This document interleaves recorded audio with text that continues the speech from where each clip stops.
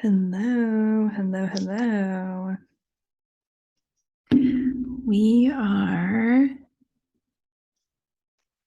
going to give everyone just like a few minutes, just 5 or so minutes to join before we go ahead and get started.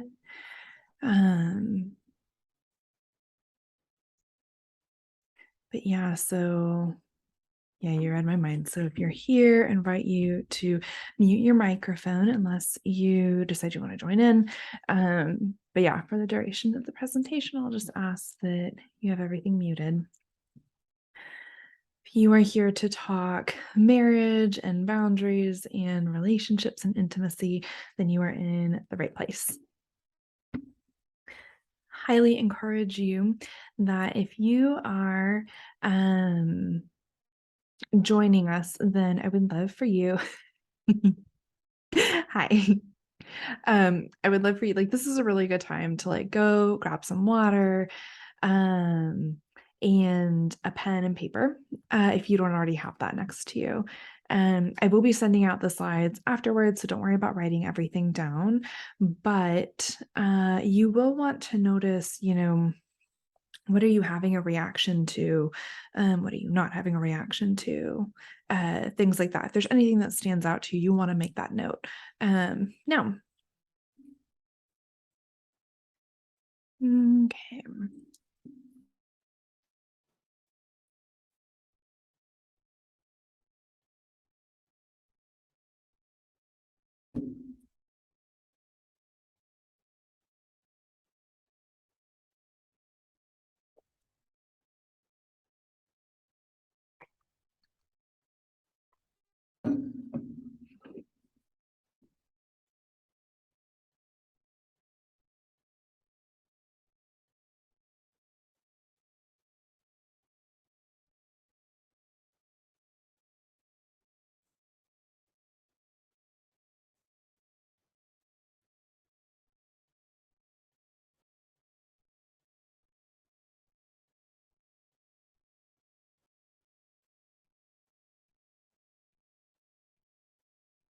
Okay. Alrighty, we're going to go ahead and get started here. I had a thought and it left me. That's right. I'm a little nervous, y'all. Shaking that out, but I'm also super excited. Oh, hopefully it's going to show me. This is the first time I've done a presentation on Zoom like this and tried recording it and also sharing my screen. So I'm hopeful that it's going to just continue to tell me that people are in the waiting room, if that happens, even if I'm sharing the screen. Definitely a human moment here. So we're going to figure it out. We're going to learn together. All right. We are going to go ahead and get started here. Okay. So y'all should be able to see this presentation. If you can't see it, let me know.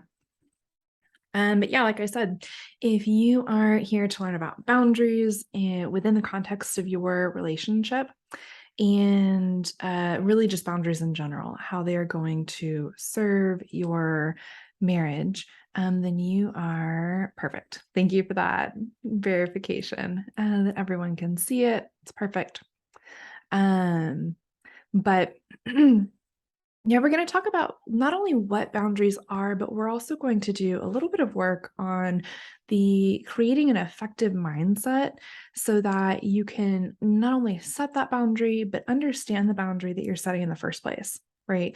There's a lot of misconceptions out there right now, especially with the rise of Instagram therapy and online interviews, all these things that, I mean, they're fantastic, right? It is getting more and more people access to this information, and also can leave us with a lot of misconceptions about what boundaries even are. So we're going to do a little bit of clearing that up. We're going to talk about building a healthy mindset around boundaries. And we're going to do a deep dive on perhaps why you're struggling with them in the first place. All right. Ooh, okay, that's not gonna use the space bar when I'm doing this. Okay. There we go. So we already talked a little bit about this, but why are we here, right? I would love to hear if y'all want to share why it is that you are here, right? You might be here to support me. You might be here to support yourself, your relationship, whatever that may be. There is a reason as to why you are choosing to show up for yourself at this moment in time, invest this amount of money into your marriage. And I want to invite you just to take a moment to honor that, right? I want you to settle into your body, notice what sensations are there. And I want you just to sit with that. Hi, Mary Helen. We're just getting started. And just allow yourself to sink into this moment. Right, for this next hour and a half, you have decided to show up for yourself in your relationship. And so, whatever else is going on throughout your day, I want for you to just set it to the side. Because truly, I think that there's a misunderstanding, a really romanticized idea, right? That we are going to eventually you will find your soulmate. You will find a healthy relationship. If you just do X, Y, and Z, you're going to do that. And the reality is that doesn't exist, right? That's a load of shit. It's ridiculous. It's absolutely not true. And I think that it does a tremendous disservice to all of us who are in relationships, especially those of us who are married and the upcoming generations, right? Because it perpetuates this idea that relationships do not take work. When in reality, I think, I don't know about y'all, but for me, there's nothing that takes more work than relationship, right? To truly bring yourself into your marriage and to decide that you want to build something healthier. It takes time, it takes financial investment, it takes a tremendous emotional investment. And so, really, really honoring that you are stepping up to that call today, right? You are honoring your relationship by being here and doing that. And again, just noticing what sensations are showing up as you hear me say those things, as you think about the question, am I satisfied with my marriage? Right? Is anyone ever satisfied completely with their marriage? Is there any tension that shows up with that? Any flutters? There may and there may not be, but really honoring that. Okay. So if you are just joining us, before we kind of jumped in, I encouraged everyone to grab a pen and a paper. I will be sending out these slides afterwards, but honestly, the slides are a bunch of pictures. So one, if you have a question, please drop it in the chat. This is my first time recording a Zoom, hosting a workshop that's not in person. So this is going to be a little bit new to me, but I'm assuming that questions are going to show up in the chat. And we will get to them there. And you can also save them for the end, but also, I mean, you have my email, you have my number. I love this stuff. I enjoy geeking out over that. So you can always reach out to me later and connect. Okay. I keep forgetting I can't press the space bar. All right. So a big part of the reason that I know that I'm here is because of my story. I am completely biased, but I am a huge, huge fan of my own personal story. And it has brought so much passion into the work that I do, right? So a few years ago, and I never know what year it was, but essentially, I am married to my college sweetheart, right? Which everyone always goes oh, that's so cute. That's so precious. Now you have a baby. Let me tell you, I don't know who decided to allow us to do that, to get married as absolute babies. I think we were 24, 25. I don't know. Absolutely ridiculous though. Horrible idea. It took so much work, right? And essentially, so We were, I don't even know, probably 4, something like that, years into our relationship, and we were both myself and my husband were tremendously unhealthy in terms of the way that we related to ourselves, in terms of the way that we related to other people. We were very, very codependent, and I'll really speak for myself. I was very codependent, right? I was looking to at the time, I was getting a PhD, so I was looking to academia to esteem me. I was looking at my work ethic to esteem me. I wanted other people to validate me. And this took a tremendous toll on our marriage, right? Because I want to be really clear, if you are not whole and consistent within yourself, now, not perfect, do not hear me say that. But if you cannot find that grounding within yourself, it's obvious, it's of course going to put strain on your relationships. And so for something like that, years into the marriage, we really just kind of came to a breaking point. At that point, I had been processing my relationship, not only just with my family, right? Because there was stuff there too, but my marriage as well with my therapist in terms of, are you happy? Are you satisfied? Is this something that you want? And I had a lot of fantasy around this, right? I was not going to be the one to talk about the word divorce, contemplate separation. That just was not possible, even though I was so unhappy. So Nick was the one who finally like pulled the trigger, right? He asked for a divorce and we separated. We did an in-home separation. And truly, it was one of the greatest gifts that I think I was given throughout the course of our marriage. Now, you can ask him and you can ask me. I wish it happened differently 100%. I had been asking him to come to therapy, all the things, right? But overall, and zooming out, I mean, without that experience, my daughter wouldn't be here. Oh, I feel emotional thinking about that, right? We wouldn't have the life that we have now without that. Because it took something so tremendously huge to break apart this enmeshment that we had, right? And to really allow us to focus on setting healthy boundaries so that now, rather than it being looking like this, right? So person A, person B, and we looked like this in our relationship. If Nick wasn't happy, I wasn't happy. If I wasn't happy, he wasn't happy. um that like breaking point really forced us to do this instead, where now instead there was person A, there was person B, and all of a sudden the relationship was finally born because there was space in between it. There was space in between us. We were forced to think about who we were without the other person, which we'd never done, right? We were babies and puppy love, and we didn't have the skill set, we didn't have the mindset, we were lacking in so many different areas, that we needed something big. And so, a lot of times I'll hear folks say, my marriage, my relationship is good enough. And that truly is what we are going for, right? Nothing is going to be magical all the time. But now identifying as being in a second marriage, right? So married to the same person, but we both identify as being in our second marriage. Um, it truly is, it is magical, right? And not every moment of every day. Please don't hear me say that. Literally a few days ago, I didn't ask him if I could share this story, but I feel pretty confident. I'll ask him later and see if I get feedback. But like a few days ago, I was having a really tough day. I was exhausted. I was regressed.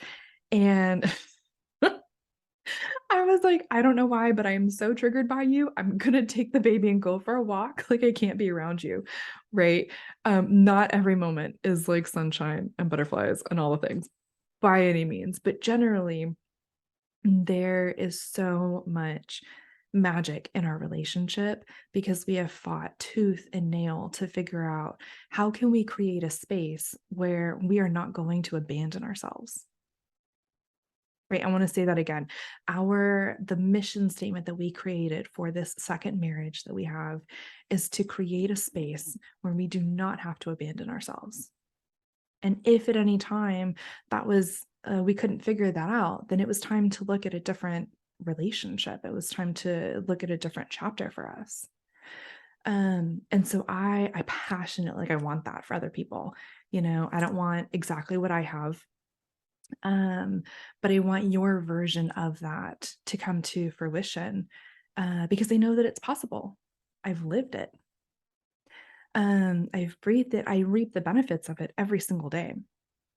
So that is part of where that's where I work from, right? I am someone who has to feel passion and light and excitement in the work that I do, for better and for worse, right? Not everyone is like that. Thank goodness. We'd be a world that's like a hot mess. Um, but I work a lot from the heart. I talk about therapy as being, it is part science, it is part art, and so there is theory that comes into it, but there's also a lot of life experience that comes into my work as well. And part of what I will say, that led to workshops like these, is that so I run a family of origin intensive a few times a year. And it's 3 days, and it's like a deep dive boot camp on essentially getting your history straight if you've experienced developmental trauma, right? Um, but since having a baby, I will be real, and I've shared this with colleagues, right? Like, that weekend, it's tough. It is tough physically and emotionally, and I love it, but also, I'm losing steam on it, right? And also, I still want to get this information out to people. I still think that it's really meaningful. And so, hence, workshops were born. That is a lot of what this information is coming from. And my hope is that a wider audience is going to be able to have access to it. So, super excited that you're here and really excited to jump in. I'm also not the best at time management. So, we're going to see how that goes. Okay. Alrighty. So I want to set the stage a little bit for us first, before we jump in. And I want you to think about what stressors are currently present in your marriage. So I'm going to kind of sit and I'm going to get quiet and I'm going to let you either think about this or share. It's totally up to you. We are a much more intimate workshop. So I'm not going to put pressure on, like, I'm going to wait for someone to respond. I'm not doing that. Um, but I do want you to really kind of reflect on what stressors are present within your relationship, right now, that perhaps made you think, you know what, hey, this content is going to resonate with me, and that's why I'm here.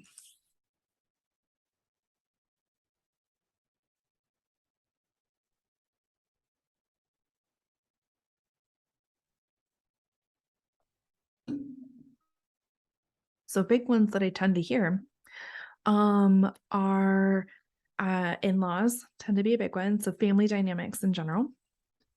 Sex tends to be a big one. Finances and kids. These are the top four stressors on any marriage, truly any relationship, but in particular, marriage. And so, what I've noticed whenever I start to go over this information, and I'm not sure if it's going to happen in this workshop, but it definitely happens in my family of origin intensives. So, as I get into this material, I will notice that some folks will start to feel a little bit defensive because they're feeling shame. And so I want to start with context because I want you to really keep in mind what you're trying to work against, right? Truly setting a healthy boundary is very much that is swimming upstream. That is not encouraged. I don't believe in our society hardly anywhere, right? Other than maybe like Gen Z, who like they're killing it, but like little baby garbage fires. I love them so much. They were raised in this garbage fire and they've learned to survive. I love it. I think they're like the kings and queens of boundaries. But generally, we are not encouraged to set boundaries, not at work, not with friends, certainly not with family, and not in our relationships either. So, if you notice that shame or anything like that start to show up, I want you just to make a note. Make a little star to yourself and try to practice some compassion. It's really hard work that we're doing here. All right, so now getting into what it is we're actually going to be talking about today. We're going to start with reality creation, or just like how do you create your reality, right? Um, because if you don't understand how you are creating your reality, and in what areas you perhaps need to work on getting more in touch with your reality, then you are absolutely going to struggle with setting a boundary. Right? If I don't know what I need or what I want, what am I even doing with the boundary? I have no idea. I don't have the information to know that I am me. So we're going to start there because I think that this is something that's really missing in the conversation right now with boundaries. And I'm going to give you all a few things to think about there. So then we're of course going to get into like what exactly is a boundary, and then we're going to talk about what is getting in the way of setting healthy boundaries. What are some common issues? We're going to go over a few steps on how to actually set boundaries. So specifically talking boundaries. And I have the script in a different format, so it's going to look smaller on this screen. And I encourage y'all, like, don't try to write like any of this down unless you want to. If that's your jam, like, have at it. But I am going to be sending it out, and whenever I send out the slides and the recording, I'm also going to send out just like a separate version of those talking boundaries should you want access to them. So don't like worry about copying anything down. And then we're going to go over some quick troubleshooting.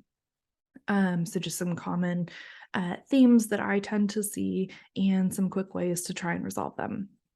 This is, of course, not going to be in depth on everything. This is just like commonalities based on my experience as well as my professional experience, what I tend to see people struggling with. Okay. All right, so this is one of my favorite exercises. Part of my background is academia for a while I was in grad school. I absolutely love teaching. That's part of why I'm also excited about these workshops. And I taught developmental psychology. And I really, really love this exercise. I do this with all of my couples that come in, but also folks who are in relationship, right? And so I want you to take a minute, and you might be familiar with this, but I want you to see, like, what do you see when you look at this, right? Do you see a young woman or do you see an old woman?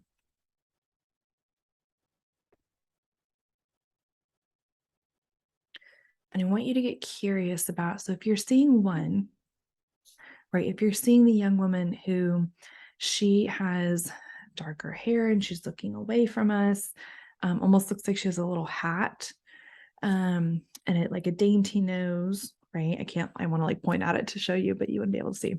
Um, if that's what you're seeing, then I want you to take a minute and see if you can't also see the old woman, right? She tends to be the one that people struggle with a little bit more.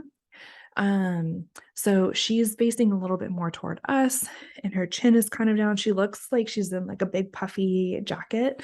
Um, she reminds me of one of my really sweet neighbors who sits outside in a big jacket all the time.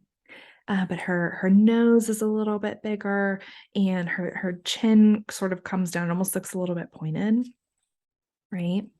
And the point here is that there are always at least two realities that are present in any situation at any time.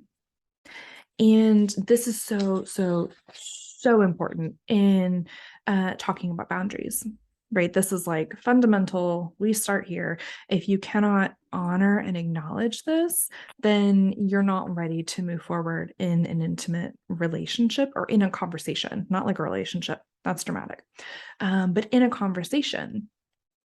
And the reason for this is because this honors the fact that we're not God, right? This honors the idea that I don't live inside anyone else's head. And so there's no possible way for me to know their reality. Now, I do want to make a disclaimer that I'm not talking about gaslighting and I'm not talking about abuse. This workshop, this material is intended for healthy-ish, healthy enough, not to be perfect. We're looking at those types of relationships. We are not talking about abusive relationships. There's always going to be extremes, and I'm not covering that nuance in this relationship or in this workshop, excuse me. So this really is a spiritual issue, honoring the fact that I have my reality and you have your reality as well. And true intimacy is, how can we bring those realities together and negotiate a relationship? right? Um, and that's incredibly important. So a lot of times, if you're struggling with this as an issue, we tend to slip into you statements, right? So this is where you will hear, um, "You're not doing this. You're not doing what I asked you to do." Blah blah blah blah blah. Right? This sort of speaks to a regression. We're feeling frustrated, overwhelmed, and we're really sort of projecting our reality onto someone else rather than saying, whenever I saw you do X, Y, and Z, I made up that you don't care, whatever it is. So this is ground zero. Keeping in mind that there are always two realities in every situation, we need to look at how exactly do you even create your reality, right? And what I will say with this is I put it in this nice little diagram, right? Like we love a visual, at least I do, but things aren't always going in this order. So, generally, we're going to look at the information that's coming in from our sensory organs, right? So, we start at the body level. And as we are taking in information through our sensory organs, so things like our skin, things like our ears, our eyes, all of that is giving us information and providing us with um, data, right? From there, we're going to have an emotion arise out of that. So, if you are a therapist or you've been in therapy, or perhaps you're married to a therapist, you have probably heard, "What are you feeling in your body?" Right?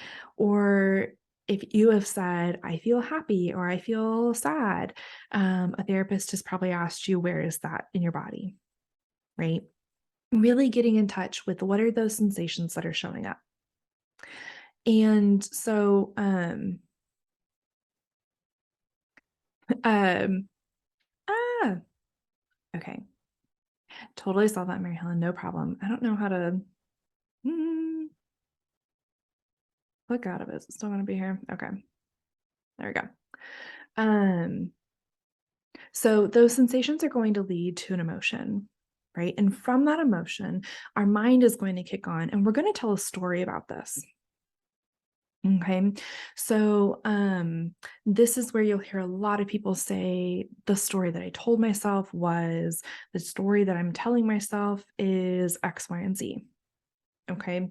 And this is really important because this can truly be a game changer in terms of boundaries, but also just in terms of honoring and kind of sort of taking some autonomy over your own reality, right? You have the power to write a different narrative at any time um, because it is all about how you are interpreting those perceptions. And from that, your thoughts are then going to influence your behavior. Okay, so depending on what story you told yourself, that is going to cause you to behave in a certain way. Okay, um, so I want to give you an example. Um, and I'm changing my mind on what example I want to share, like in the moment. I want to come back to this instance that I was talking about earlier this week, where I was so frustrated. I was so regressed. And I was just like a little bit on a rampage, right? I was really struggling with containment with my husband. Um, so, in terms of the sensory input that I was getting from him, it wasn't just from him, it was from so many other things, right? My skin, I was touched out. My daughter was having a tough time. It was the witching hour, right? It was like that 6 to 7, oh my gosh, amount of time. I was touched out. I was overwhelmed in terms of hearing her cry. I was consistently seeing my partner come in to try and help, which was beautiful and so helpful, right? But I was just stimulating. We were kind of bumping into each other. It was a lot. The way that I interpreted those emotions or those sensations, excuse me, was to be frustrated, to be super frustrated. I ended up feeling frustration. I felt anxiety. I felt overwhelmed, right? I was so overstimulated. And the story that I told myself was that because my husband is here, I'm having a hard time, right? Because my husband is trying to help, I can't handle it anymore. Oh my gosh, everything is horrible. And so the way that I decided to behave was to tell him, I love you. And also, I cannot be near you right now. I'm overwhelmed. I'm going to take the baby and go on a walk. Right now, if you can think about this like if this exact same situation would have happened maybe 3, 4 years ago, it would have gone really differently, right?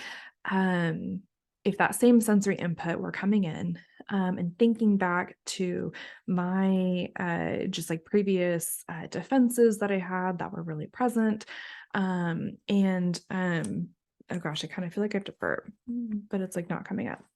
Um, it is, excuse me. And just sort of the reality, the mindset that was so ingrained in me at that time, it would have looked really different. Right, so I probably only would have felt anger, and I felt anger in that moment too, right? Like, I was like, "I am pissed at you, dude."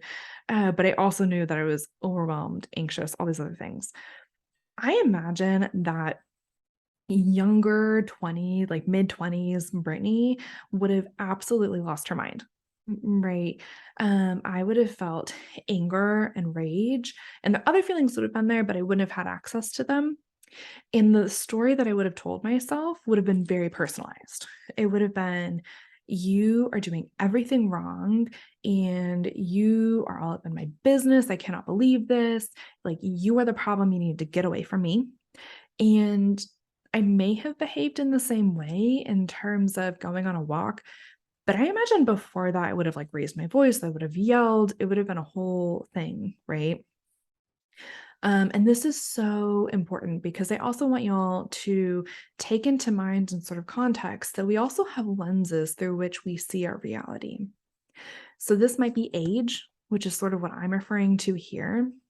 This is also where triggers come into play.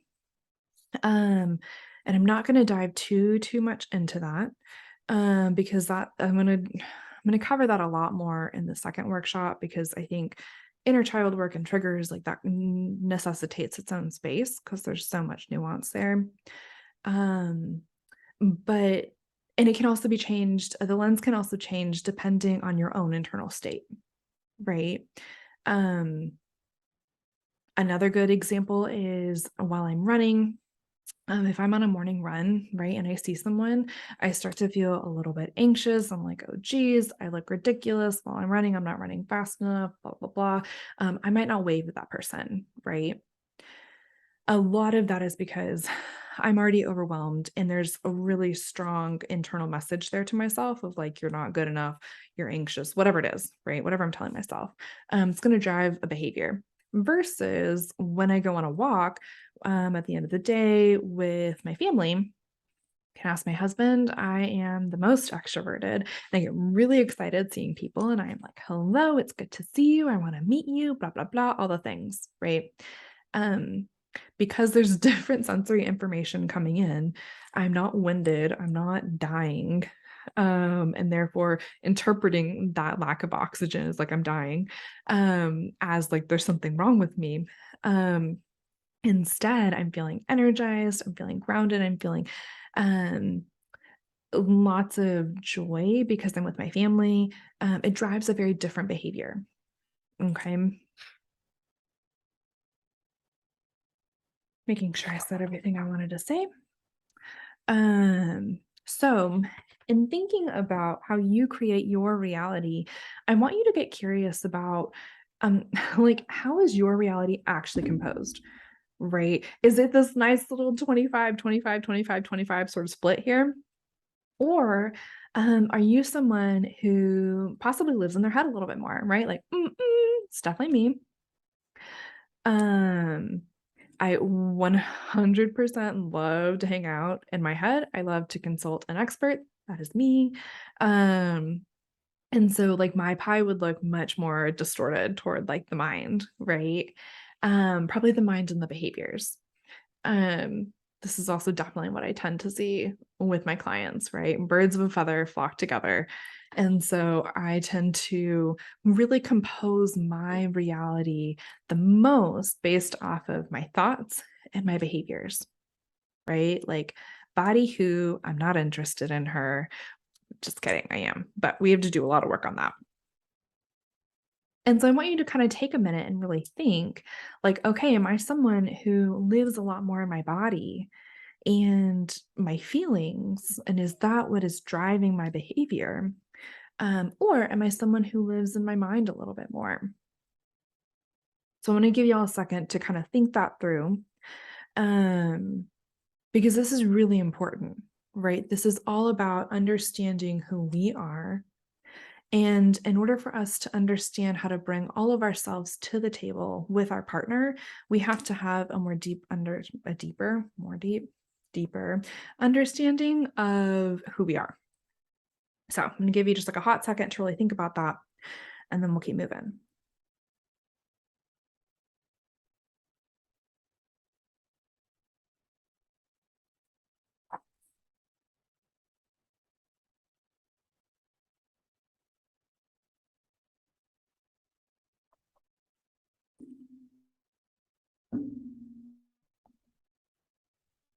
Okay. So now keeping that in mind, I want you to take this a step farther. Okay. So here are some general signs that you are avoiding your reality. Another word for this are defenses. Okay. So if you notice that you are someone who uses potentially a lot of flattery or a lot of sarcasm, these are really good indicators that there's a defense that's showing up. And all defense means is that you're feeling something that you don't want to feel, and your psyche is like, no worries, I got you. Right. It is like absolutely no problem. Like, what is I think of Gen Z, they're like, say less, I've got this. Um, and your psyche kicks on a defense to help mediate this experience. Okay. Sarcasm is a big one that I tend to see, in particular with adults who perhaps are emotionally a lot younger. If there's consistent sarcasm taking place, usually it means I feel anxious, I feel nervous, whatever it is, but I don't want to actually feel that. Okay. Analyzing is something that I do a lot. I see this a lot with my clients.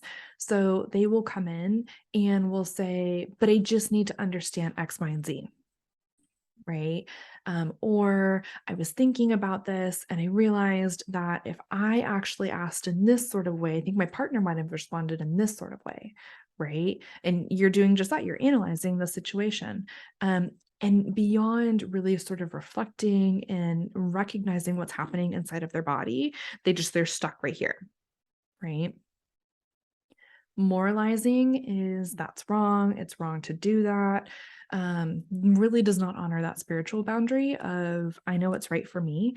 And I actually only know what's right for me because I'm not God, right? Indifference, it's not that big of a deal. I'm not worried about it. Um, Again, this one on all of these things, it becomes a defense when we're using them in uh, oh gosh, what's the word I'm looking for? Extremes. Okay, so just because you're sarcastic once, or actually sarcasm is kind of a big one, but just because you pay someone a compliment does not necessarily mean that you're out of touch with your reality. In all things, we're looking for moderation. Okay. So with indifference, there may be things that you don't have a big emotional charge about. Um, and that's just fine. But if in general, I think about teenagers, right? And they sort of have like, I'm too cool for school, whatever it is. Um, that consistent level of like, I don't know, I don't care, that really speaks to an avoidance. There's something deeper happening. Uh, Silence and withdrawing are really big ones, as well as judging. That goes hand in hand with moralizing, along with rationalizing. This is a big, big, big one in relationships. And I think oftentimes we tend to think that only women do this, and I absolutely disagree. I think men and women do this. It really just depends on the individual dynamic. So rationalizing is, well, she got upset and she yelled because she had a really bad day at work, and it's okay that she called me names because she's super depressed and having a really hard time. Right? Like, no, that's ridiculous. Doesn't matter what someone is going through, they don't have the right to treat you in a negative way or to abuse you. Right. So that's kind of what that one sounds like. So another thing you can think about here, actually, I didn't include this, but I just had this idea, is thinking about, are there certain emotions that are harder for you than others? So big ones tend to be pain. Another big one tends to be joy. Those actually go hand in hand. Um, Fear can be a really big one. Um, yeah, sadness can be but really, like, any of them, can be really challenging. But taking a moment to really kind of reflect, are there any emotions that are very hard for me to communicate or just to sit with? Right? Because that is going to indicate that whenever you go to set this boundary with your partner, that there might be something deeper happening for you that you're just not aware of or that you can't tolerate. And so again, you may be able to get the words out. You may be able to say, follow sort of the script that we're going to go, right? Like, whenever I heard you say X, Y, and Z, the story I told myself was this. Um, but there's going to be an underlying current of intimacy that you have capacity to really dip into if you can tolerate that emotion. So, my invitation here is just to really get curious about how you experience yourself and see if you can't take a step closer into yourself so that you have the ability to bring that into your relationship. All right. So, thinking about, where did you learn this, right? Because here's the thing, is that we're not born this way. Right? Um, any of y'all here who are mamas, or dads, y'all know this too well, right? You know that when a baby is hungry, when a baby is scared or angry, like, they're going to tell you, right? And it makes complete sense because when you are born, when you're conceived, right, you are a part, you are, you are the most enmeshed you will ever be. You are one with mom, and her body grows your body. And all of your needs are met instantly, on demand, right? Of course, there's extremes, but we're talking very generally here. My husband and I used to joke that my body was like the four seasons, right? Because I was so anxious and I am neurotically structured. So I wanted to make sure that all the things were taken care of. And we made tons and tons of jokes whenever my daughter went past her due date, which I know was like a 50-50 shot, but I was unwell. Um, but we made tons of jokes of like, I mean, why would she want to come into this world, right? Like, I mean, we like it here well enough, but also it's kind of a hot mess. And in there, she's got like a room temperature controlled space. She is eating on demand. Like, everything is just met initially, right? And so then baby is born, and what are we waiting for? As soon as baby is born, by C-section, by vaginal birth, whatever it is, everyone kind of holds their breath, right? And we're waiting to see, is baby going to cry? And once we hear that cry, we know, okay, they have now come into contact with their reality. They know that this space is a little bit colder. They know that it is louder or quieter. It kind of depends. They are coming into contact with that sensory input and they're communicating that to us, right? Which is a good thing. We want that. But then you fast forward sometimes a few hours, right, or seconds. And this is such a natural inclination, but like when you hear a baby cry, right? What do we do as parents? What do we do as caregivers? We say, "Oh, it's okay. It's okay. Shh, shh, shh, shh. Everything's fine. It's okay." Right? I'm like, I'm bouncing this imaginary baby. Um, which is so confusing for a baby, right? Or it can be. And here again, like, there's nuance here, of course, but it is something so natural. We want them to feel better. And also, their reality is that they're not okay. They are telling you, hey, this sucks. Something inside of me or something out here, it sucks. And I need help. And what the heck? And we have such a hard time tolerating this that over time, this turns into an infant who I think about. I was at the doctor's office like a few weeks ago with my daughter, and this little woman, she was an older woman. She came up and she kind of like got in her face a little bit, which, me being me, uh, I took a step back and like pulled Naya back with me. Because we're at the doctor's office and physical boundaries are big for me. Um, and Naya was like in a mood. She was having a tough time. It was a tough day. She's at the doctor's. Like she should be eating right now. Like it was rough, right? I had tried my best, and it was just one of those moments where I was like, we're just gonna have a hard time, and that's okay. Well, this woman was like, oh, it's not that bad. Give us a smile. You're fine. Go ahead and smile. And my daughter, I will never forget this. She just looked at me, kind of like, oh, like what? Like what just happened?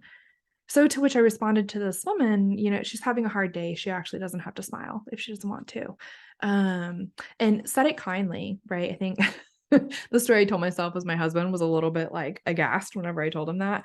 Because I can be fairly forward about boundaries and things like that. But I really wanted to communicate to my daughter that, like, hey, actually, like, if you're not feeling okay, you don't have to look okay. Um, I have failed her many other times on that concept. And so, in the moments where I can catch it and I can get it right, I want to give her that because that infant who was told that, who was told, you're fine, it's okay, just smile, then turns into the girl who is good girls sit still, good girls smile, or boys don't cry, right? Be a big boy, wipe your tears away, which is it is such a severing of our experience, our bodily sensations, something we have a divine right to. It severs that. And so then we turn into adults who smile all the time, no matter what we're feeling. We turn into adults who have work addictions, who have affairs because we cannot tolerate our experiences and what's actually happening underneath the surface.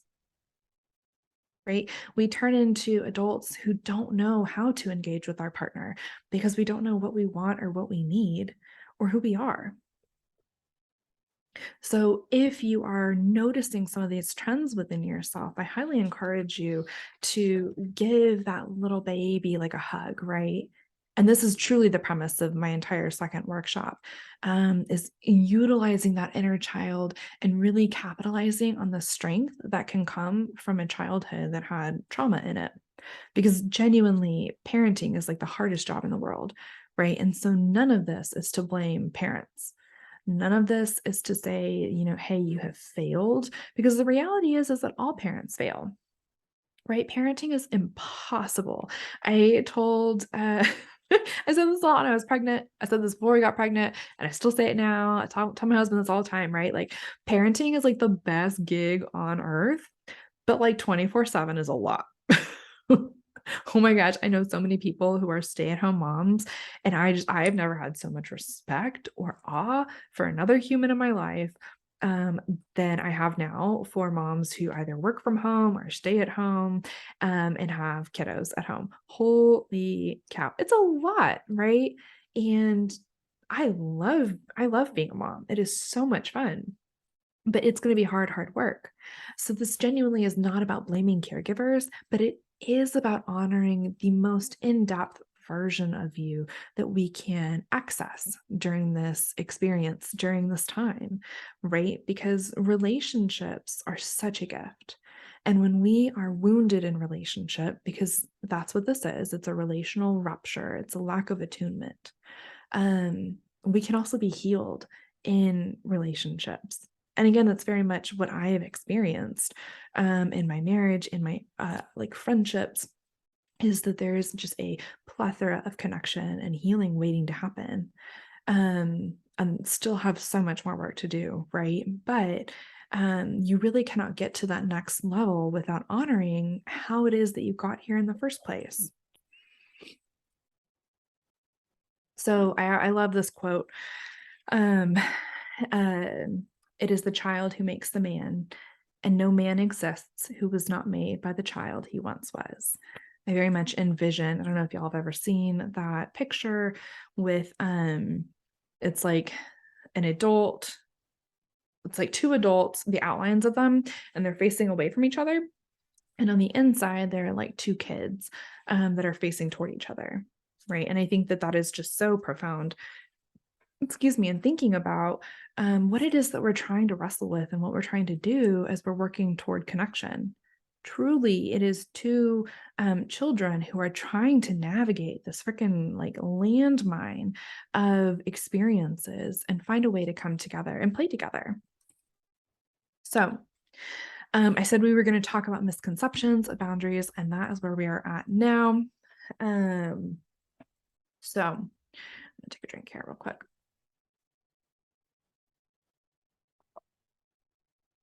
I'm pretty sure this first picture in the corner with the wall had like a different purpose because the wall is like cut off. But first misconception we're going to talk about our walls.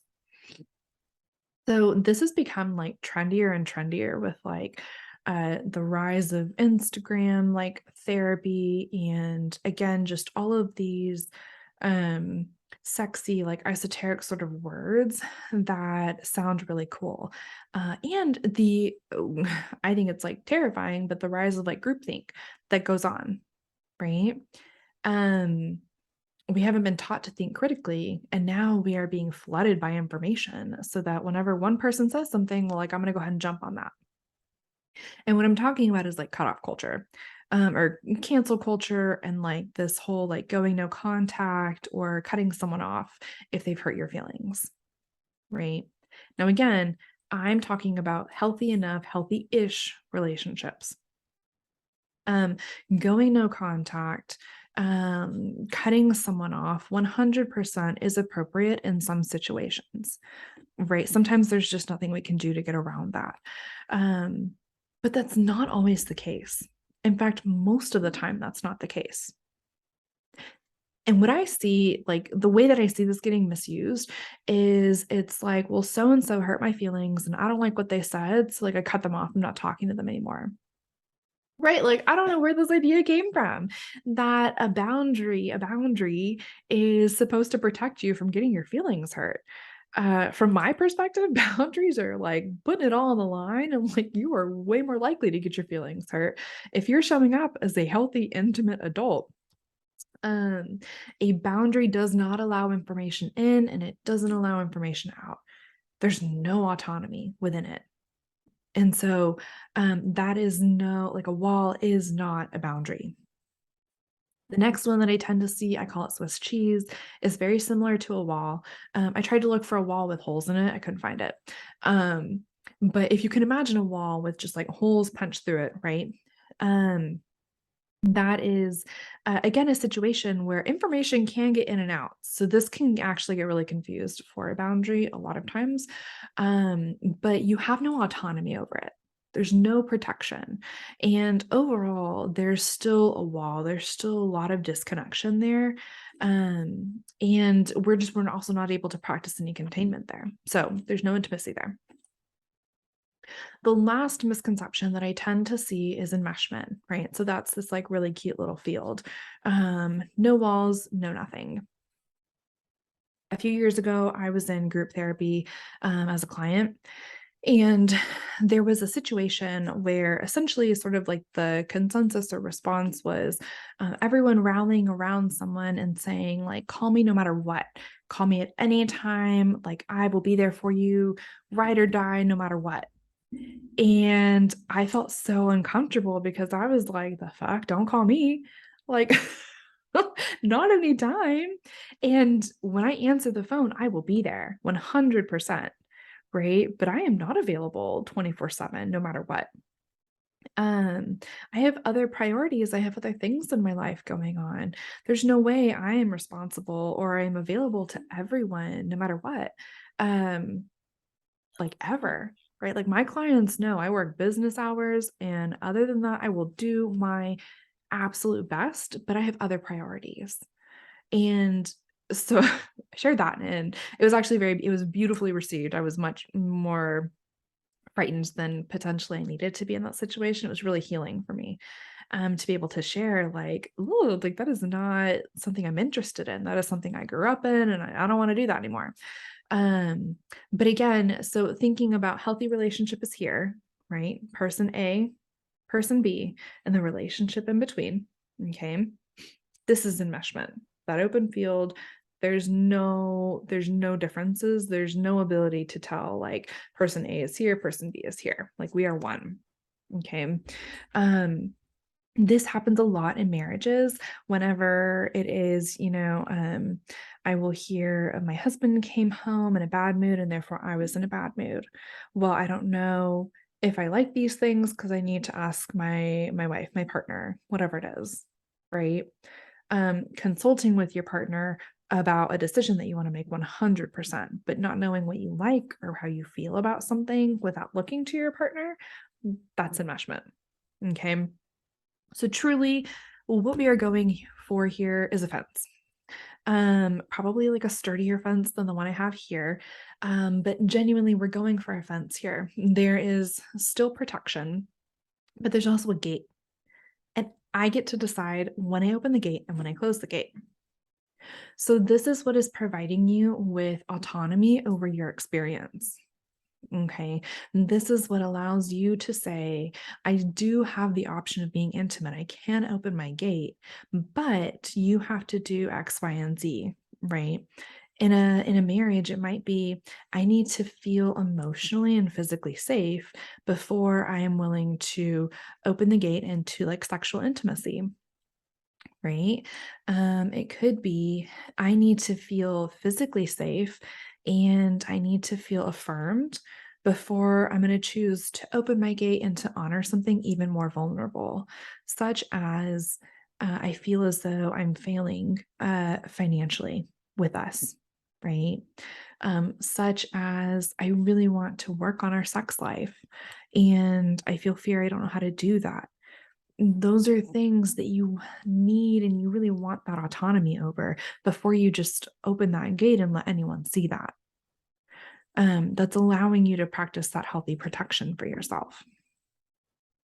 So, in terms of thinking about what exactly is a boundary, right? I mean, at its most elemental level, a really good physical representation is your skin, right? So, our skin is the most basic physical boundary that we have. My skin is what tells me that I am here, you are there, my desk is here. I'm not all of these things, I'm me. Um, so a boundary is something that separates you between who you are and everything else around you. Okay. A boundary's job is to contain who you are so that you do not hurt other people. And our boundaries job is to protect us from others so that we are not hurt by them. So this image right here, right? A healthy boundary is going to help me contain me, right? In particular, me, my relationship, I have like the more energy. And it's going to help me protect myself from you. So I always tell my clients, like, I want you to pick up on this image. I don't know if I got it from like a training or my therapist. I don't know. I got it from someone. And I think it's fantastic as a way to pair the purpose and the visual for what a boundary actually is, right? I'm going to go over a few different categories of boundaries, but honestly, there's way more than this. And I'm not going to get into like every single one because we don't have time and I don't really know how helpful that is versus understanding some of the core ones and then really sort of delving deeper on them. Because here's the thing, if you can understand the process of how to actually come up with your boundary, you can apply it to any category, any situation that you have or that you want. The issue is we don't really tend to pay attention to the process. We just look at the end result, right? Instead, we're looking at here are the words I need to say in order to set this boundary. Well, if you do that and you don't know how you got there, then how are you ever going to reverse engineer that experience to put it on something more complex? How are you going to generalize it? It's going to be a lot more tedious. So I chose not to do that. So in terms of categories, we have internal boundaries and external boundaries. An internal boundary is anything that basically you can't see and it's happening inside of you, right? So spiritual boundaries, we've talked about that. That is the understanding that I am a human. I am prone to like error and I'm not God. I know what's right for me. And my thoughts are my truth, right? That's a spiritual boundary. Emotional boundaries are similar. I have the right to feel this emotion. I know that I am feeling X, Y, and Z, right? Um, Another example of this might be sort of like an information or like an intelligence boundary, right? So, the idea that you have the right to your thoughts and that those are only your thoughts. And then a few examples of external boundaries are physical. I talked about that in the example with my daughter, this woman sort of coming and totally meaning well. Um, didn't mean anything by it, but she got like real close to my kid. I was like, back off. We're in a doctor's office, right? Made me uncomfortable. Like my daughter squirmed. And so I chose to take a step back, right? And I was actually very intentional. I took a step back and sort of left one of my feet forward. So I was sort of angled just a little bit, and wasn't really super in her face about it, but basically didn't give her room to come any closer, without being like on top of me. And just basically was giving her the nonverbal message of like, hey, you're making me uncomfortable. Right. I have a sweet colleague who has done this as well, who first time I met this colleague, he's precious. I absolutely adore him and his family. He was really, really excited and he came like running up and he wanted to talk to me about a book I was reading or something. I can't remember.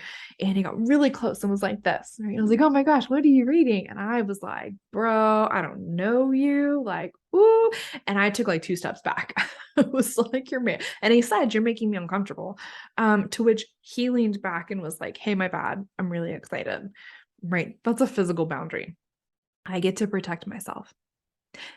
In marriage, this can look like, and typically this happens, there's one partner who is very like, I want to touch you all the time. Physical affection is a love language. I want to touch, touch, touch, touch, touch. Right. I am that person. That is me. And they tend to be married to someone who is like, no, thank you. I don't want that. Right. Um, and so this is 100% me and my husband to a T. Uh, so if I had it my way, I would be like touching some sort of like body part to his body, like at all times. It feels good. I co-regulate all the things, right? Naturally, my husband is like, I don't always like that. Um, and so he will set boundaries. I don't want to be touched right now. Or our daughter's been climbing all over me all day. I've been watching her when she's sick. So I need you to like, I need some space, right? This is healthy. This is a good thing. This is what we are looking for because this speaks to secure attachment. And then a sexual boundary is exactly what it sounds like. Right. So I have the right to say yes to any kind of sexual activity, and I have the right to say no to other things. And just because I've said yes to one thing doesn't mean I don't get to change my mind later on because this is my body and I get to protect it. Um, yeah, I have like 50 other thoughts there, but that could be a whole other workshop. So I'm going to focus. Um, Another way to imagine this that I really like thinking about is so if you can imagine that person A is here, person B is here, and each person has a hula hoop, right? I think I saw this at another training or something, and it was great. And it was basically saying, your hula hoop is your boundary, and you get to decide how close or how far you need to stand from someone in order to stay in relationship with them. So I want to say that again. You get to decide how close or how far you stand to someone in order to stay in relationship with someone. Another way to say that is you get to decide how close or how far you need to be from someone in order to still love them and love yourself.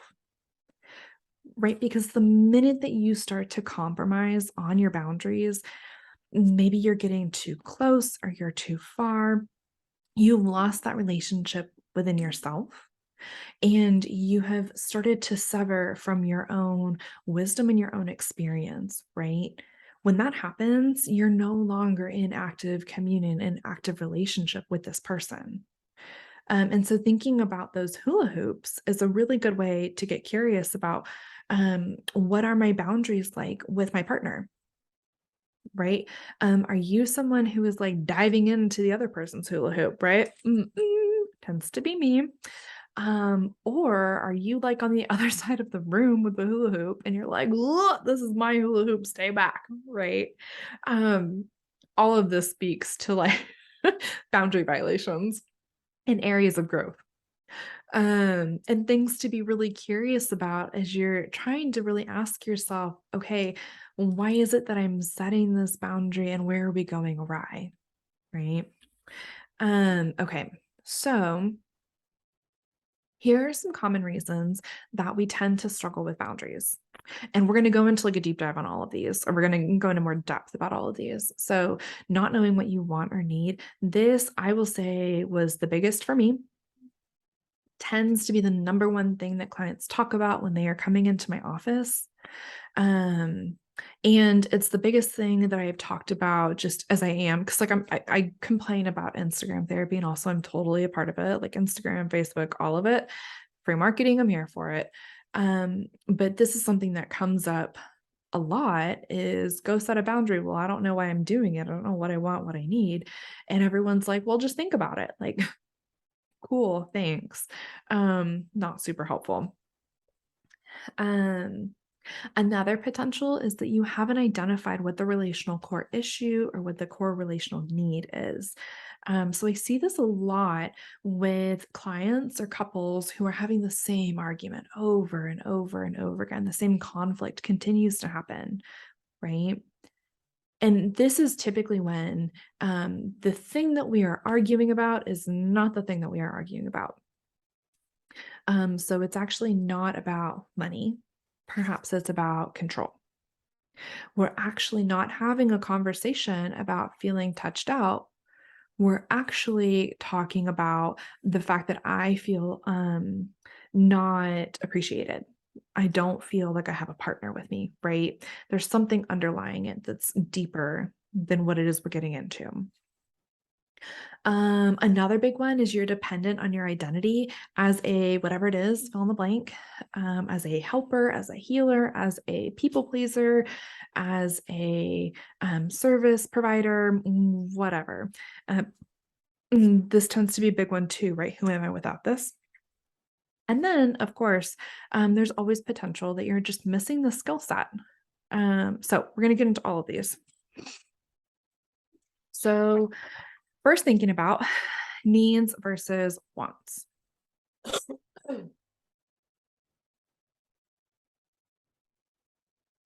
This is one where this is an issue that I really want y'all to like again attend to what is happening in your body. Even as I'm saying, do you know what you need? Do you notice any tension start to show up? Do you notice any flutters in your stomach? Right? Or maybe a little bit of buzzing. I started to feel a little bit of buzzing as I heard myself say that. Because a lot of times this is so anxiety provoking to think about what exactly do you need? Most people don't know. Most people don't know what it is that they need or what it is like how do you work with that, right? Um and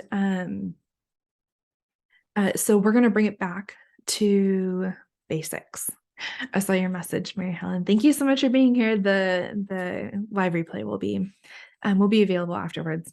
Okay. I hope you have a good session. So we are going to look at Maslow's hierarchy of needs here because he did a fabulous job of really kind of looking at what are our core needs. And so we're going to start here. Okay, so basics, of course, are our physiological needs. What is it that you need to feel safe within your body, right? I need to be breathing. I need food. I need shelter. I need sex. I need water. I need sleep. I need my body to be working the way that it's supposed to be working, right? So that is like the bodily level of where things are. A step up from that. And when I say a step up from that, what I mean is that Maslow's theory says that you need the basics in order to move your way up, right? And And this tends to be where we get hung up on needs, is we just kind of jump to something that sounds a little bit more fun.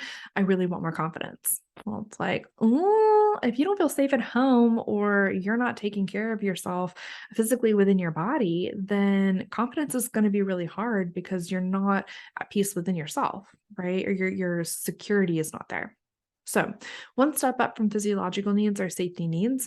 So, this is feeling safe and secure inside of our body in terms of finances or employment, resources. Do I have a home? Do I have water? Is my family safe? And is my health generally intact? Right. One step up from that is love and belonging. So, this is things like friendships, family, sexual intimacy is there. Notice that that is in a different place on the triangle on the pyramid than where sex is. So, two different things. Step up from that is esteem. So, self esteem, confidence, achievement, respect from other people, um, and respect of other people. And then our top one is self actualization, right? So, this is looking at like creativity. Where am I giving back? Where am I problem solving? Am I able to accept different perspectives? Things like that, right? Um, and so sitting with these things, you can almost use this as like a laminate cover on what's going on in your relationship, right? I think about moms in particular because I'm in that season of life, right? Do I feel as though my physiological and safety needs are being met in this season when, especially if you're breastfeeding, like, oh my gosh, your job is to sustain another life. You need to make sure that you are taking care of all these other things. Otherwise, of course, you're going to feel unhappy, right?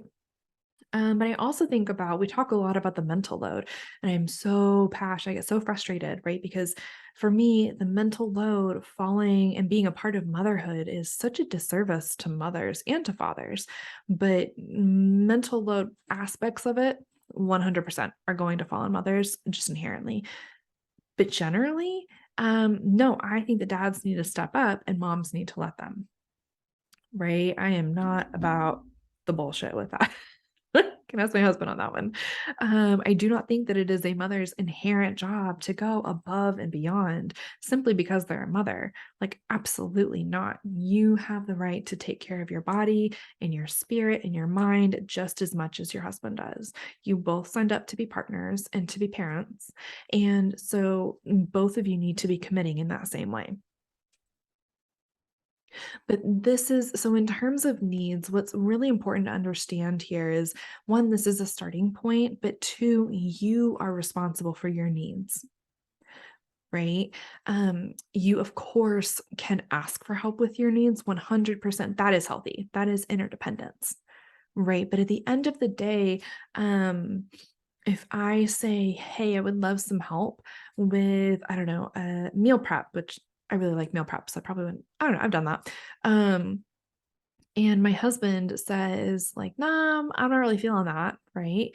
I might have my feelings hurt, and that's fine, but that is not his freaking job to do that for me. At the end of the day, that is care of my body, care of my regulation. So it's ultimately my job. Okay. And again, this is something that we're honoring whenever we are moving into practicing setting boundaries. And then in terms of wants, what we're looking for and what I want you to think of here is adolescence. A want is anything that is going to bring abundance and joy into your life, right? I want bright lipstick. It brings me big joy, right? I wanted to do all of the things all of the time with my partner. That brings me so much joy, right? Um, and realistically, like, that's just not realistic. It's not always going to happen. And I don't need to do all the things with him all of the time. I just want to. So it's very, very important to like really separate those out. Okay.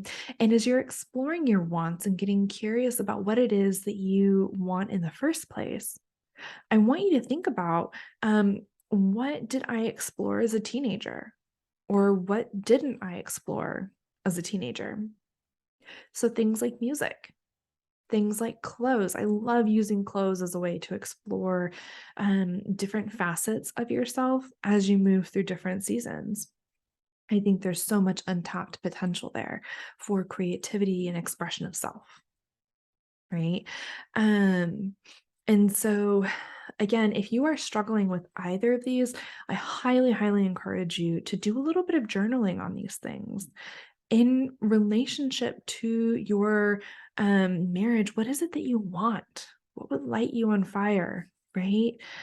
It brings me so much joy.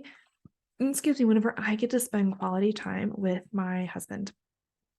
Um, so much joy. Um, I I know, I feel very confident in knowing this because he shared it with me. He really wants and loves whenever I play chess with him. I get very stressed out because I don't like losing, but um, yeah, he really enjoys chess and he enjoys whenever I engage with him. Right. These are different activities, different interests that we are bringing into the relationship, which is what brings it fullness and joy. Okay. Um, so moving right along, I'm gonna check my time here. Okay. Um, Next, we're going to look at some relational core needs. And in order to do this, we're going to talk about a few relationship dynamics to really kind of set the stage here. So, this concept is from a company or program, I don't know, whatever. They're called Safe Conversations, and they're fantastic. Highly recommend you checking them out. They put on workshops as well, and they're really great. But they talk about this concept of essentially in most relationships, we are painting with a broad brush, of course, but in most relationships, there is a hailstorm and there is a snapping turtle. Okay. Hailstorm is someone who is going to be the maximizer. They tend to have a lot of feelings. They tend to talk a whole lot. They talk with really big gestures. They have really big, sort of almost explosive energies. I am the hailstorm slash tornado, if you cannot tell, in my relationship. And they tend to be married to snapping turtles. And snapping turtles are the person in the relationship who gets really overwhelmed and tends to withdraw. They tend to get really, really quiet and they tend to seek that aloneness physically, right? So they want to like leave a situation, but also just emotionally, they want to like take a step back. They tend to have the mentality of, I want to figure things out by myself. Okay. So now I want you to think about um so the other like end that we sort of need to set the stage with here is what dynamics did you pick up from childhood? Okay. So in terms of parenting, did you experience more parental ruptures? So we're not saying parents were always this way or that they were horrible. It's not about that. But it is about in general, where the ruptures that you experience, the times where they just like didn't get it right. Were they being too intrusive or were they being too neglectful? Okay. So this list is a way for you to be able to think about, okay, what is it again that I want to ask for in my current relationship? So if you had an intrusive parent, I want you to kind of walk through this list, right? Things that I may have needed. I may have needed space and time to figure things out on a regular basis. I may have needed to experience trust from others in my thinking and my decision. I may have needed to be asked about what I felt and what I want, or to experience genuine and reliable warmth when I needed it, or to experience what I do and what I want is valued by others. Okay. This is the parent who is very consuming, who really was intrusive with their boundary violation. And so, what kiddo tends to need in this situation, or this adult child, is space. They need to be honored and they need to be able to have the moment to really honor their own reality and bring that forth. Right now, on the other end with neglect, some ideas here are, I may have needed to experience a show of interest in me when I'm talking.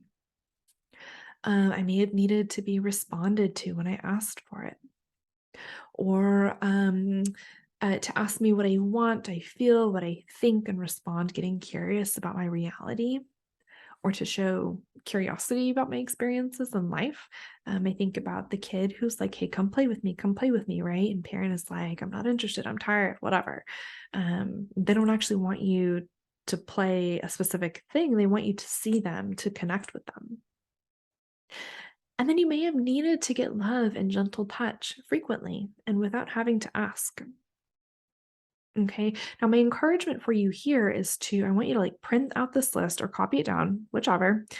And I want you to sit and go through and circle just one thing off of this list, depending on which end you were.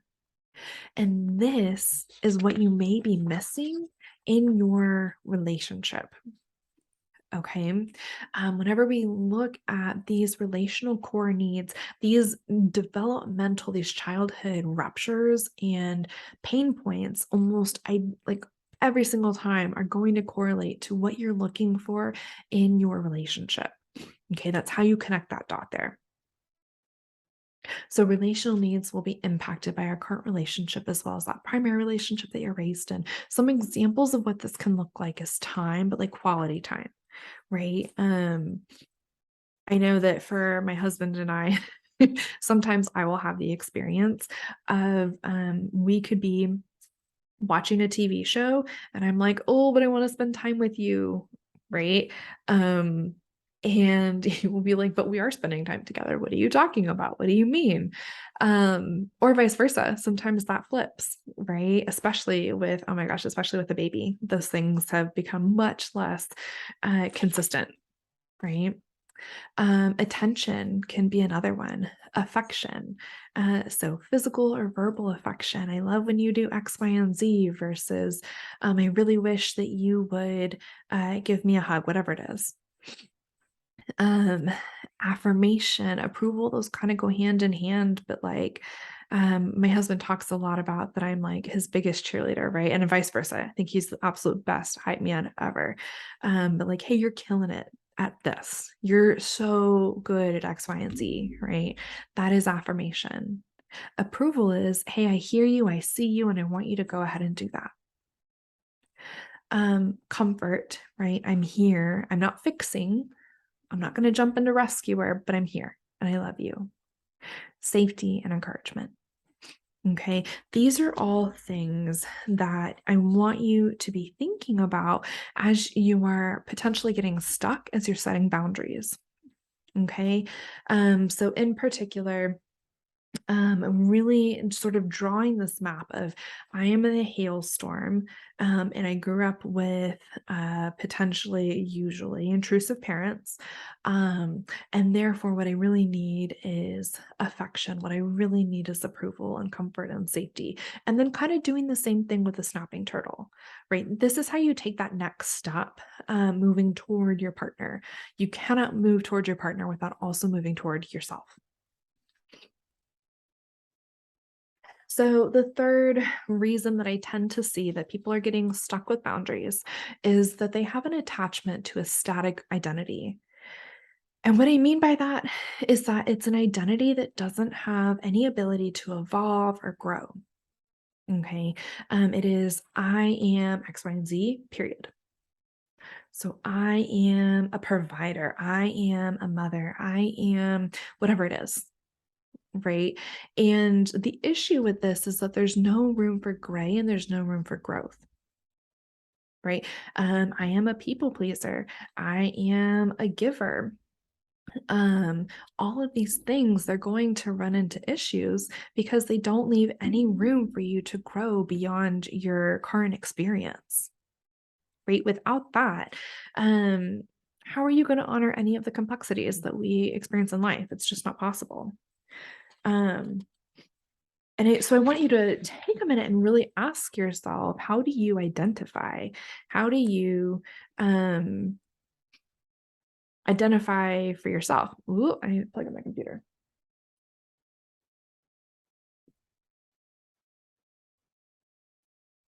Whoops, one moment.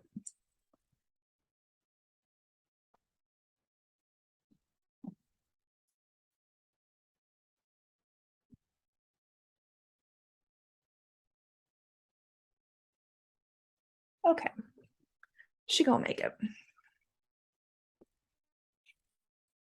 So really getting curious about, you know, how is this identity serving me?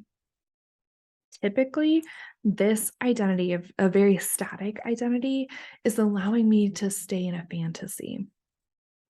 It's allowing me to stay in a fantasy because it says I am capable of everything. Of course, I can go above and beyond, right? And ultimately, what this is about, what people pleasing about, is manipulation, right? And I'm probably ruffling like so many feathers as people are hearing that. But really and truly, people pleasing is about controlling all of the people around you to make them like a false version of you, which is so unfair.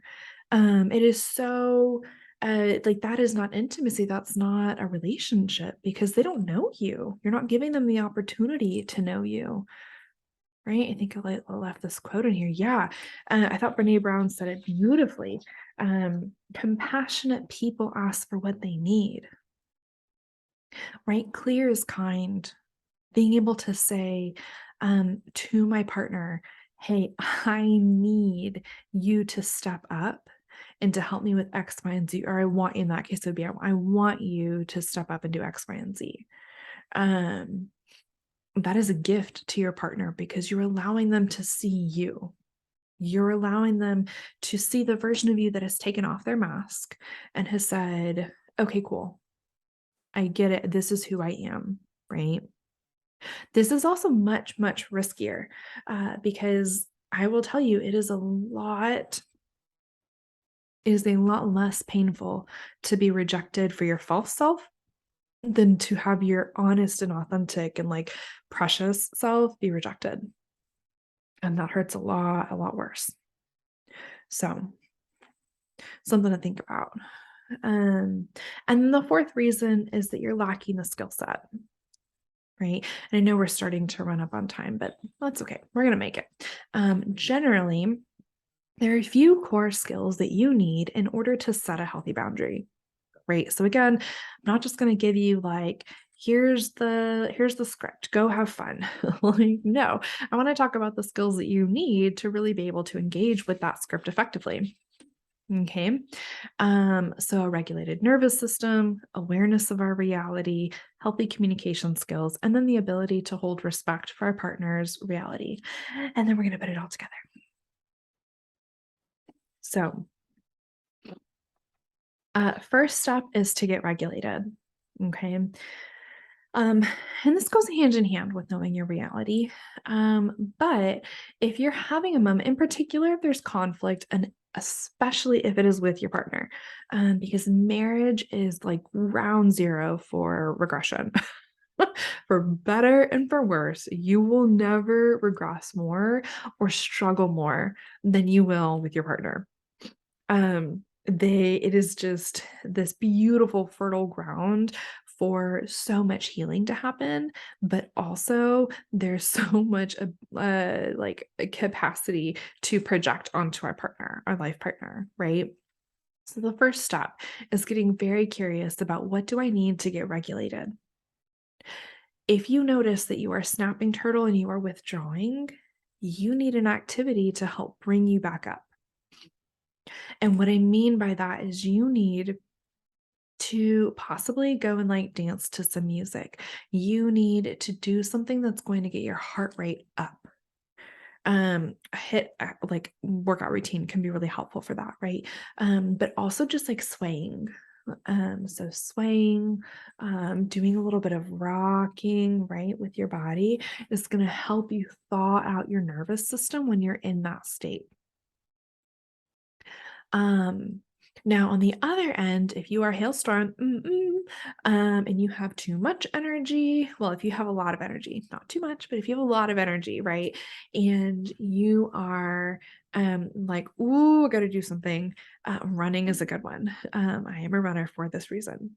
and I enjoy running, but, I don't know how many times I've told my husband, "I love you, I need to go for a run. I can't have this conversation, I need to go for a run," right? I need a place to put that energy.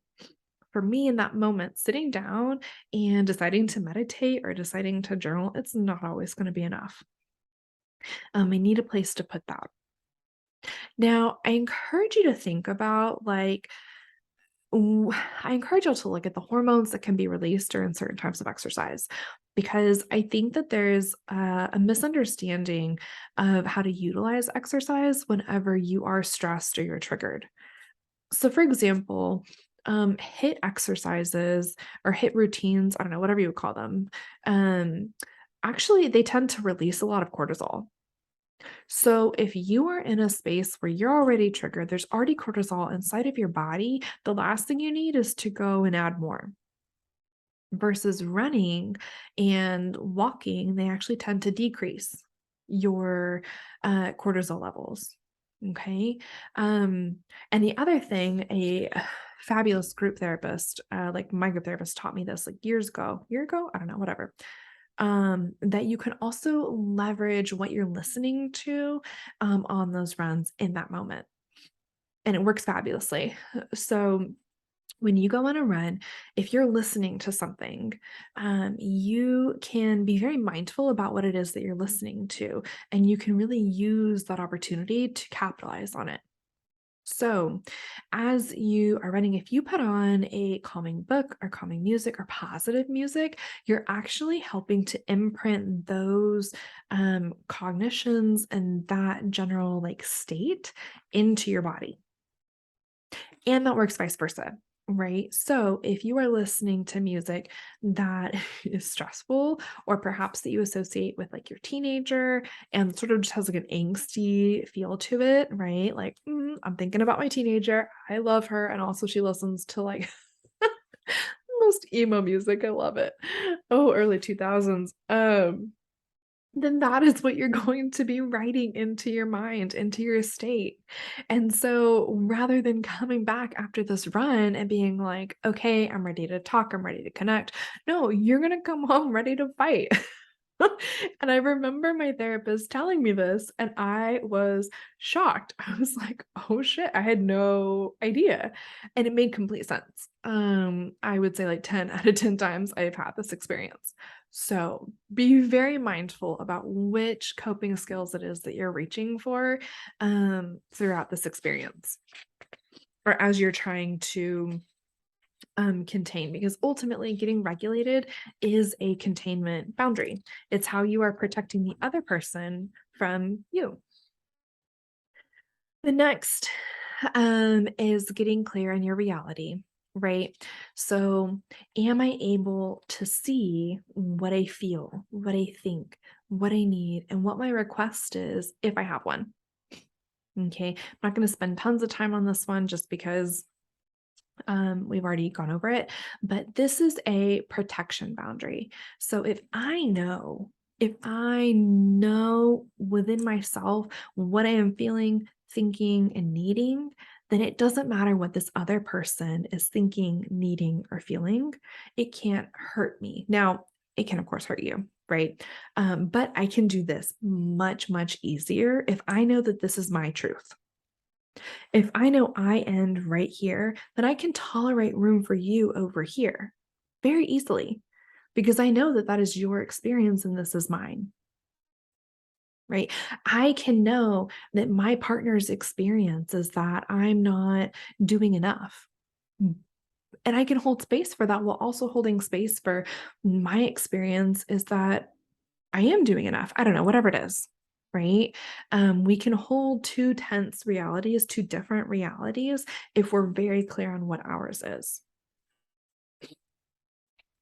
Um, Step number three is we need healthy communication skills, right? In every single conversation, there should be a sender and there should be a receiver.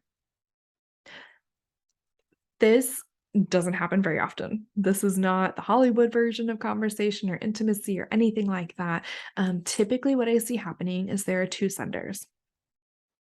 Right. And the reason I know this is because I will listen. And as I'm hearing people talk through a conversation, it sounds as though both people were actually trying to send messages rather than one person sending a message and another person listening to understand that message.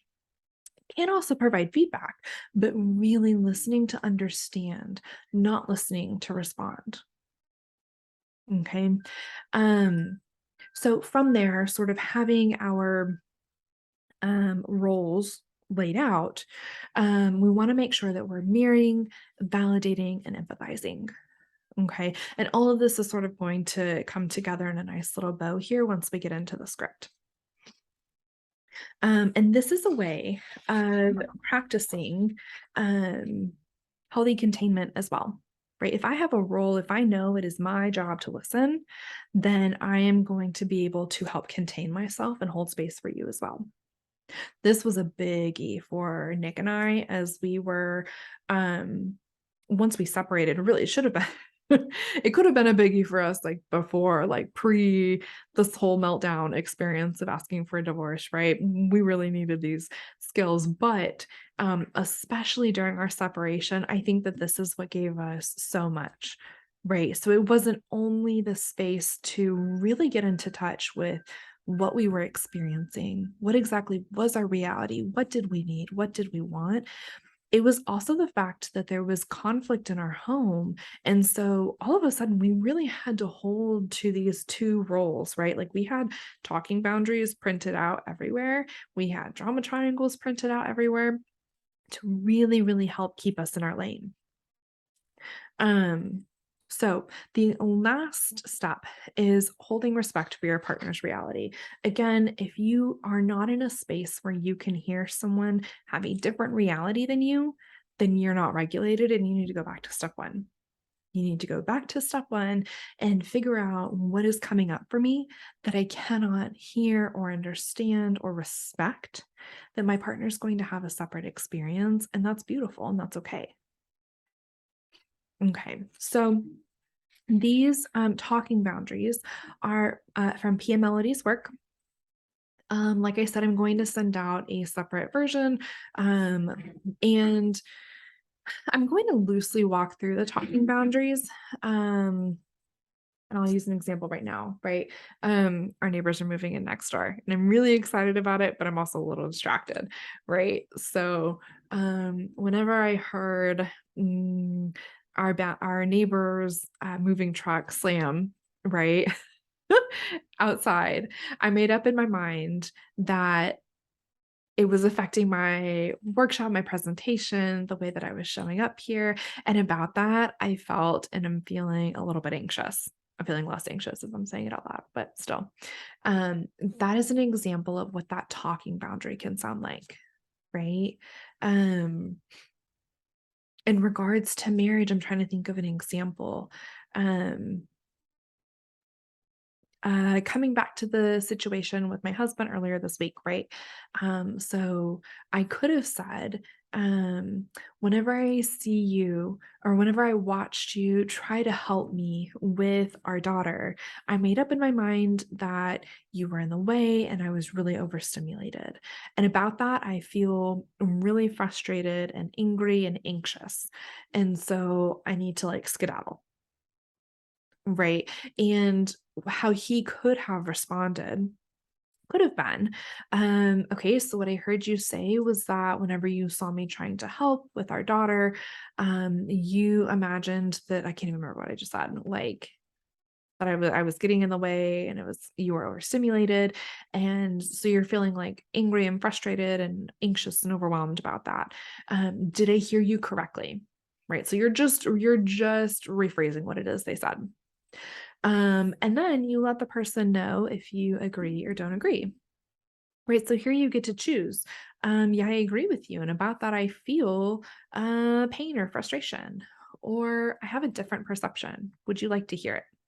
Again, you're asking, would you like to hear this other um, reality that I have? Or you can ask for more information. Could you give me more information? right? These boundaries, they feel awkward, they feel weird when you are starting to use them. And also, they're an absolute game changer because it is pulling you into your own reality, holding you into your own experience, and it's really tethering you there. Right? I talk a lot about you need to like worry about your side of the street. Right? I think Pia talks about this, or my therapist talks about this. I can't remember. Someone did. But you need to pay attention to your stay on your side of the street. Right? Your partner will have their side. Your job is to stay on yours. So, my recommendation, my invitation for y'all is to print off the boundaries that I'm going to set out, the scripts, and try it out a few different times. Right? Journal through the various steps of regulation, figuring out what your reality is, what it is that you need, using those healthy communication boundaries. Because whenever you do, like that is where we are able to experience that soothing. Right, this is that return to home. The goal is for those two people, whether it is you and your partner or it is you and your inner child, we are shooting for that feeling of soothing and connection to our wholeness. And when you're able to honor that reality, when you're able to look at that baby who is crying and you're able to say, I hear you, you're hungry, I hear you, let me feed you, right? Their whole body relaxes. It is soothed, it is calmed, and they know I make sense, right? They know I'm safe here. And ultimately, that is what we are shooting for in relationship. That is what we are hopeful to receive in marriage, right? That is the gift you can give your partner and yourself if you can hold these boundaries in place. Is you are safe, you make sense, and I love you enough to honor everything about you, right? Or these things about you. Truly, it's a gift. Um, so being cognizant of time, I know that I've run over. A few quick ideas to troubleshoot because I do recognize this is way harder, like easier said than done. Right. So I didn't want to leave you without a few like tips in terms of things to try whenever you're getting stuck. So um, go back and sort of look through this presentation truly and figure out why it is or where it is that you're getting stuck. Excuse me. So are you struggling to access your reality, your thoughts, your feelings, your behaviors, the stories that you're telling yourself? Are you not sure what it is that you need or you want? Or are you struggling to get regulated? Okay. I also encourage you to set appointments for difficult conversations. Don't jump in and be like, hey, we're stressed about finances. Let's like have that conversation right now. Like, no, please don't do that. That's a horrible idea. Setting an appointment for a difficult conversation is going to allow you to have time to reflect on your reality, make sure that you're regulated, and tend to your needs ahead of time. So really, it's just setting you up for like best case scenario there. Okay. I also encourage all of my clients to set a safe word. And you want to go for something silly here, okay? Because the goal is that when you're triggered, what's happening is your limbic system is coming online. That lizard part of your brain, the very primal part of your brain, kicks online, and we lose access to our frontal lobe, which is the part of our mind, the part of our brain that allows us to make choices. Right. So literally the conductor in our brain who's like, I'm going to have a sip of water. I'm going to play with this putty. Like you lose access to it. And so we want that online when we are setting a boundary or having an important conversation. And so a silly word it's basically trying to grab that frontal lobe. Okay. Because it is quickly changing the state within which you're attending to, and it's going to light up that frontal lobe. Something else to think about is setting time limits for difficult conversations. Otherwise, you run the risk of regressing. And practicing your no ahead of time. In particular, if you are someone who is recovering from people pleasing, anything like that, then like literally practice it in your car, practice it in the mirror, um, as many times as you need to, right? But just figure out what it is going to sound like for you to say no. I know for me, whenever I started saying no, it sounded like I really want to say yes, but my answer's no. Right. And for some reason, like for me, that was that was a way of like softening it. And it felt more authentic because it was true. I wanted to say yes. And also, I wasn't going to be honoring myself if I did that.